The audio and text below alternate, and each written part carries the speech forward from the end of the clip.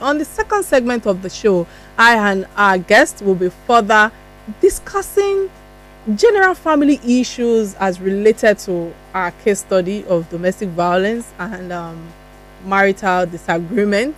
And of course, still very much with us is our family therapist and life coach, Praise Fowowe. Please join us by calling the phone line 0700 923 923 923. Again, 0700 923 923 923. And of course, you can send us a message on 0817 313 6193. Let's hear your perspective. If you have questions for our guests, please go ahead and hit us with your queries, your comments, your suggestions, whatever comes to mind. Thank you for staying with us, family therapist. I think that's what I want to refer to you now, Praise.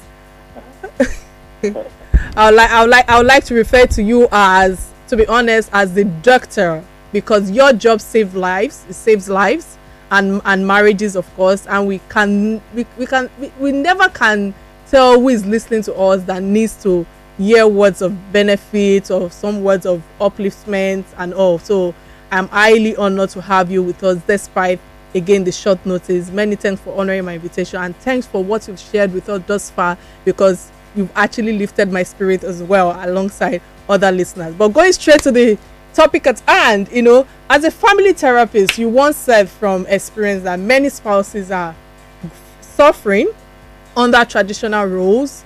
Kindly educate us on how traditional roles could cause tension for spouses. Okay, so we say that culture is defined as the way of life of a people at every point in time. That's dictionary meaning, but that meaning has changed. Culture is now the way of life of the people at every point in time, because any culture that doesn't evolve is going to collapse. So I'll give you an example. There are so many beliefs and stereotyping over time that people have embraced, and it's being taught even till now on various pulpits and at various seminars. So you hear things like a woman is emotional, a man is logical. Meanwhile, when that research was carried out in the era where men went to war. So you needed logic to kill at the war front. It was in an era where women never went to work. They stayed at home. So it was natural for it to have come out as women being emotional. But now that women are in the boardroom, because every human being has emotion and logic, the one you have paid attention to the most is the one that becomes more pronounced. Okay. So an average man now meets a woman who is logical, who will not take, a no for an answer, who will not take rubbish, and they begin to say she's behaving like a man. She's not domesticated. I mean, domesticated for what? So there are so many things that we have mixed up in our beliefs, which has not promoted the best interest of anyone. So we say, it's the woman that must cook. And I'm not against women cooking. The only question is, if at the point, because that belief came out of, poverty. If at the point of marriage, your husband is worth $1 billion, you are worth $1 billion, what are you going to be discussing in courtship? Are you going to be discussing who is going to cook? Because the two of you can afford the best cooks, the best chef. It won't be an issue. So if when money is a problem, you begin to talk about the person. So someone who has a brain, who can do a lot much more than kitchen, is saddled with that responsibility. So these are things that we have held, that have held us bound over time. And there are lots of, so you say the first need of the man is respect, the first need of the woman is love. Is there any man who doesn't want to be loved? Exactly. Is there any woman who doesn't want to be respected? Exactly. We always think it has to be this or that, when it can be both this and that. So when we need to come in tune with our humanity and promote collaboration and realize that we will always need ourselves, that no man can be happy until a woman is happy. Wow. And no woman can be happy until the man is happy. At that, then we will move away from culture, which has not promoted us. So when we say it's our culture, what has our culture produced? Where are we in the reckoning of things? Are we a developed society? Are we a first world country? What is our economy like? What's our leadership like? These are questions we need to ask, because we can't be emotional about what has not produced the results we desire. So what we need to begin, and I'll give an example. I went to Enugu, and the men challenged me on what I just shared right now. They said, "No, you are." You said Enugu now. And it was a major issue. So I asked the question for all the men there. They were all cultural and traditional men. I said, if you have a daughter, and your daughter studied how to fly a plane, she's a pilot, and she's the best pilot in the world, and Donald Trump hires her and pays her, she's earning $500,000 a month. And they say part of the package is that she can relocate her parents to America and that they'll be paying the parents $10,000 every month for the rest of their life as inconvenience allowance. And your daughter comes to you to say, Daddy, I don't want to take the offer. And you ask him why. Ask her why. And she said, because the man I want to marry says that if I take the offer, I won't be able to cook for him. What would be your advice to your daughter? All right, all that thoughts, praise. We have a caller on the line. What's your name and where you calling from, please?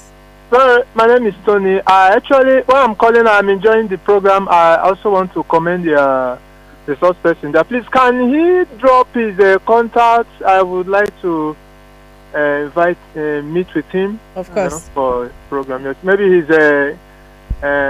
social media contact so that we'll get in touch with him. All right. So his handle on social media on Instagram is Praise Fowowe, right? The family therapist. Praise, please help me out. Life therapy.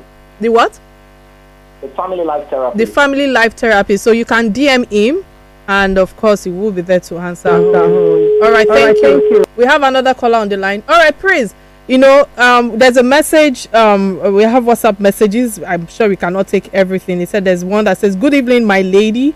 Wow, I'm short of words. Seriously, but I want to thank Mr. Praise for inculcating in me true words that gets me in peace. This is from Michelle Empire. Your program, my lady, inspires us. God bless you." There's another message from someone else, Lillian. He said, "Good evening. Sincerely, I love this topic. Domestic violence occurs more in the female, but looking at it from another angle, some women actually provokes a man to domestic violence." And we have another caller on the line. Quickly, hello, what's your name and where you calling from, please? Hello. From Ogidu. Okay, what's your contribution today, please, in 1 minute? Yeah, okay. It's just that I enjoy the caller and I mean the moderator and all his contribution. I try to point him to something that I've been talking about. I don't agree to the fact that we have to erase our culture, because if we look at this thing, back in those days, marriages last 40 years, 50 years. There are no psychologists, there are no motivational speakers, there are no counselors. And we just deal with our things, with our culture. It is not our culture for men to beat their wives. So it's not about culture. It's just about, personality and decadence in our society.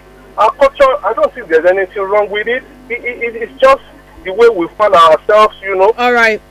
Thank you so much for your contribution today. Yeah.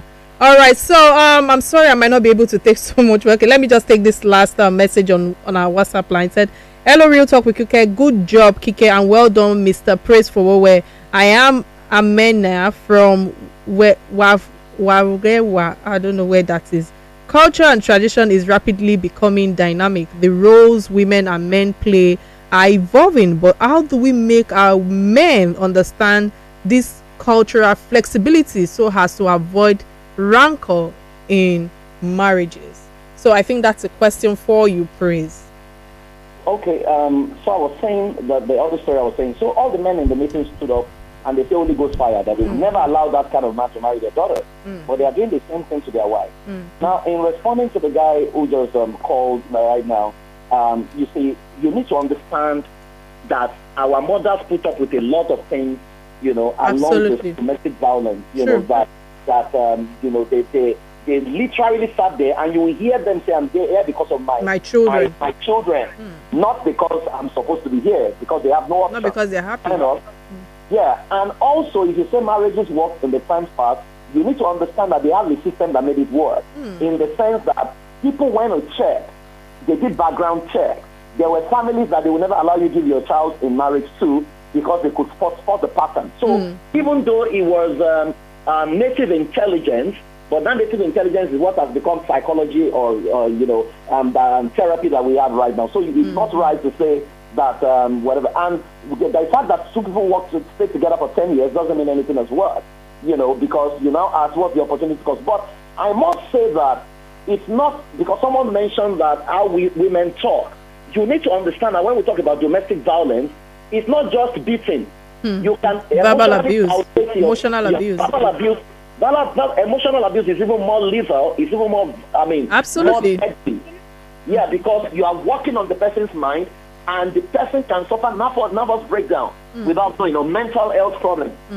So let's not reduce it to somebody beating somebody, and it's way beyond that. But what we're saying is, we're not totally saying that our culture is bad, but when a culture begins to hold back a particular gender, let's check Africa. If 11 out of the worst 12 countries in the world are African countries, and they all don't promote girl-child education, they all have no respect for women, then we need to begin to check.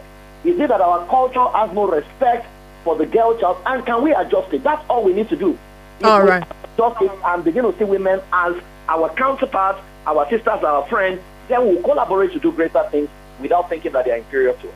All right, thank you so much, Praise again. Back in our culture, there's a societal and traditional belief that you have to keep enduring, just like you have said a few minutes ago, and managing marital abuses. So to survive in the marriage, you have to keep enduring or managing marital abuses to survive in the marriage of then in their world. I'm not sure about our world today, but is this viable and practical? Because it's not, for me, I don't think it's practicable anymore, knowing that there are a lot of things that have evolved and women are beginning to speak more now, but in what you've said earlier in the past, of course, do you think that we understand that every marriage has its ups and downs? When do you think that people need to draw the line in terms of endurance, and when do they need to come to the terms that enough is enough in their marriage? I think it must start from premarital. If we do the right thing during premarital, a lot of people should never have married. And that's why I always beg religious leaders, embrace professionalism. There are tools that can pick a wife beater, a husband beater early enough before they step into marriage. There are psychometrics you can run. But if you have gotten into that relationship and you are being violated, please cry out to the leadership, cry out to the people. Lagos State has zero tolerance for things like that. So there's a VRT that you can cry out to. Usually they will send some of them to my office for us to mediate, and we do that very well. But when that has been done and there is no change, then you need to activate the covenant of life, because you need to see out, especially when your mental health is being violated, and you are beginning to nurture the thought of either suicide, or you are no longer happy, you are now sad, and you are thinking of one day I'm going to, at the level of thought that you're going to say, I'm going to kill this guy someday, or I'm going to kill myself. Please cry out and get help. All right. You need to be stable for you to sustain a marriage. All right, thank you so much, Praise Fowowe. I have loads of questions to ask you, but definitely I will be bringing you live on my Instagram live session, because we have, we've exhausted 45 minutes. Oh God! So when someone was telling me you have to bring somebody else, like a pastor, to talk with Praise, I said no. Praise can do all the educating and schooling of every one of us that are listening right now, and it's been an absolutely insightful delivery from your end on this show, exposing the dangers of marital challenges and of course preferring solutions to these challenges. And we pray that God strengthens you, and I pray that He blesses every work of your hands and all that you do for humanity. Thank you so much, Praise, for honoring my invitation again. So for our closing remark, courtesy of Omoluabi personality from Goldberg, is that psychological well-being of an individual is also the wellness of a nation. Let's endeavor to stay mentally well, maintain stability in our relationships, and be of positive influence on others. Until I come your way next week, this is where I draw the curtain of the day. My name remains Kikelomo Atanda-Owo, and you have been on Real Talk. Bye now.